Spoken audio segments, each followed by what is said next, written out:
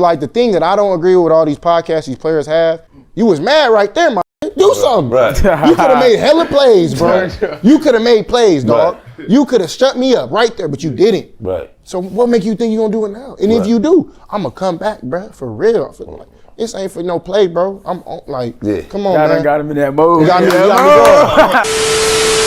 Welcome on in, Houston Texans fans. I am so happy to have you. There are a few things that I want to talk about. There's a lot of rumblings of good news of what players have entered the building within this mandatory minicamp. Of course, everybody needs to be there, but there are two pillars that were not together during the 2023 season, but they're here now and they look great. And then we just got to talk about CJ Stroud. You know, we call him Coleridge Bernard over here. And I do just want to go a little bit closer and dive a little bit deeper into that top five debate, you know, the top five quarterbacks in the league and where exactly Mr. Coleridge Bernard lies. And then lastly, I want to go over the legitimate impact and really go into what I believe the impact of having Stefon Diggs in the building, what it legitimately means for the future and for the growth and maturity, right? The maturity of these young players, including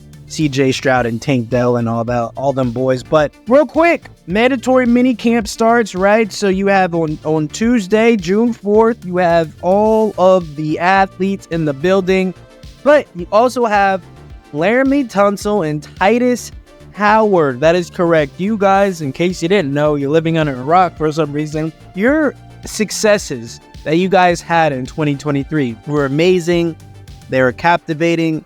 They definitely have memories that are seared in our brain cells that we're not going to be able to get rid of for a fairly long time. But one thing that is also important to note is that in the most important category, right, the most important group that you guys would hold, you weren't even fully healthy. And having your starting right tackle back in Titus Howard and, of course, having Laramie Tunsil, these are two legitimate pillars that it's going to help the offense. It's going to help with the growth of CJ Stroud. It's really going to put things on, you know, back in the day, there was a guy named Blake Bortles who was the starting quarterback of the Jacksonville Jaguars. He had a great season and people thought he was going to be the second coming. And so you have so many times where you can have a very bright, great season. There are just so many different cases where a player can have a very, very successful, awesome season as a very early in his career, and then the next season things just go away. Things just aren't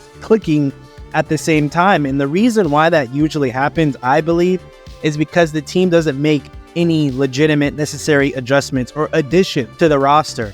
The fact that I keep forgetting that you guys were able to steal Danielle Hunter from the Minnesota Vikings, that's crazy. I always forget that. I continuously forget that you guys have literally one of the best elite pass rushers in the game. And on the other side, you're going to have your boy Will Anderson Jr. pass rushing from the other opposite side.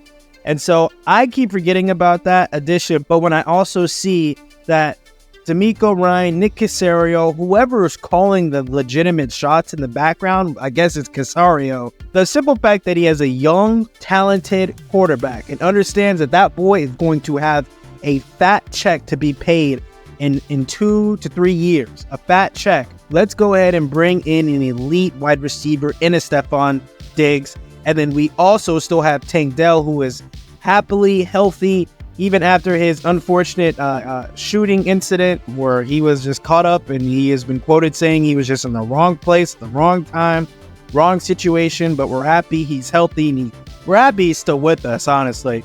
And then you have your big time, legitimate, new and improved rich man in the building, Mr. Nico Collins, getting that 3-year, $72 million extension. This is such a great opportunity for all young receivers in the league to kind of look at Nico's situation and capitalize. I'm sorry, but before the 2023 season started, yes, I knew Nico Collins existed, but I did not think he was going to play his way into such a powerful negotiating position to where he is one of the highest paid wide receivers in the league, which is just so crazy to actually think about in real time, but it's happened.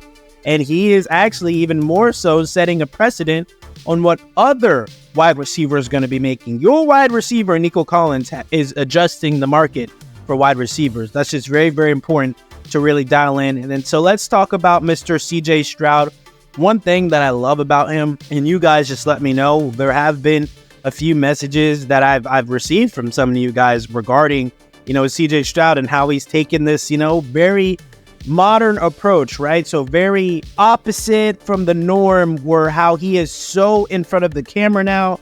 I love it personally, but I have been seeing some people out there, they don't like that their starting quarterback is so much into the limelight, being on podcasts and kind of just being more of a superstar off the field after just a rookie season, right? So I want to know, point blank period, is that opinion being shared? I work with a Texans fan, and this is kind of just something that he's been thinking about, and I'll take his brain and I'll regurgitate the things that he is saying, right? So CJ Stroud, his point is pretty much CJ Stroud is a rookie quarterback that had a really good rookie season 1 year, right? And that's kind of how the discussion really started. He's kind of going off. I'm trying to paint a picture as CJ Stroud is definitely going to be a top 5 dude and remain a top 5 dude. But what he is kind of painting a picture of is the simple fact that it was just 1 year. That's all it was just 1 year. And of course he can get better, but so can other defenses. And he was pointing out this thing of being on all these podcasts, all these shows. And you guys saw the clip and he showed me that clip of him, kind of firing up his speed and firing up all the boys. And he said, I'm going to get fired up too. I have CJ Stroud at 4 right now as my top 5 quarterbacks. I want to know though, where do you guys have them? And do you guys give any breath, any energy to what my coworker was saying? And another thing that he was kind of emphasizing was the simple fact that, CJ, he's getting a lot of attention. He's getting a lot of superstar status, superstar, eyeballs to him. And then you add in a player of Stefon Diggs, the diva-esque things that he kind of puts on and how he moves and operates. And he's a pessimistic guy. Even last year when you guys were winning, he loved it. He was happy, but he was like, this isn't going to last. This isn't going to happen. And I was the one that was talking him off the edge. I said, dude, just enjoy it. Stop overthinking it. Just enjoy it. Where are you guys at right now with CJ Stroud? I'm so bombasted. I had to ask you guys, I haven't even heard that perspective. Do any of you share that perspective? Do you like your quarterback be on all these podcasts? Your quarterback, he is a very confident young man. He has been calling people out, and or whether it be fun trash talk and or him putting a target on his back. Do you guys care? Is that a thought? Is that no, they're tripping, who cares, blah, blah, blah, it's football? Let me know in the comments, because I'm really interested to see if there's an actual a Houston Texans consensus thought process. And so I would love to know from you all. Let me know in the comments, and do not forget to like, comment, and subscribe.